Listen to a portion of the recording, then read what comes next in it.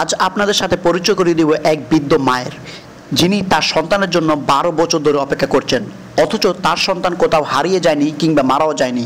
তাহলে কেন এই 12 বছর অপেক্ষা? চলুন তাহলে বিস্তারিত জেনে নেই।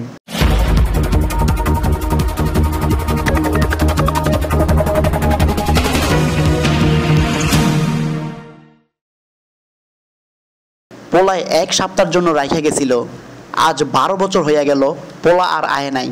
কথাগুলো বলতে বলতে কেঁদে ফেললেন এক মা। তিনি হলেন গাজীপুর খতিববাড়ির বৃদ্ধাশ্রমে থাকা রাবেয়া খাতুন।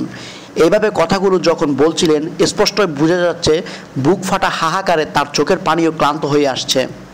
এখনও এই মা তাকিয়ে আছেন, হয়তো কোনো এক নতুন ভোরে তার ছেলে তাকে নিতে আসবে।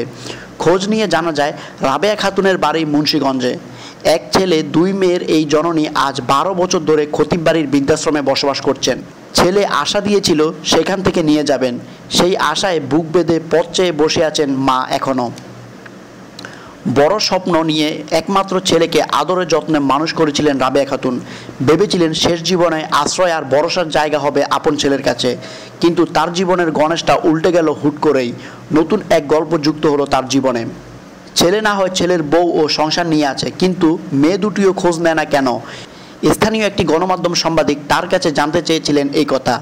এই বিষয়ে রাবেয়া খাতুন জানান, মেয়েগুলো প্রথম দেখতে আসতো, এখন আর আসার সময় পায় না তারা ব্যস্ত তাদের সংসার ও ছেলে মেয়েদের নিয়ে। নাতি নাতনিদের প্রসঙ্গ তুলতেই আবারও আঁচলে মুখ ঢেকে কাঁদলেন রাবেয়া খাতুন। কিছুক্ষণ চুপ থেকে বলেন, নিশ্চয়ই অনেক বড় হয়ে গেছে, কারো হয়তো বিয়েও হয়ে গেছে। তাহলে আজ এ পর্যন্তই। ভিডিওটি ভালো লেগে থাকলে অবশ্যই লাইক, কমেন্ট এবং শেয়ার করবেন। আর প্লিজ এমন সব অনুসন্ধানের নিউজ পেতে অবশ্যই আমাদের চ্যানেলটি সাবস্ক্রাইব করে রাখবেন। Video update journalist, news desk.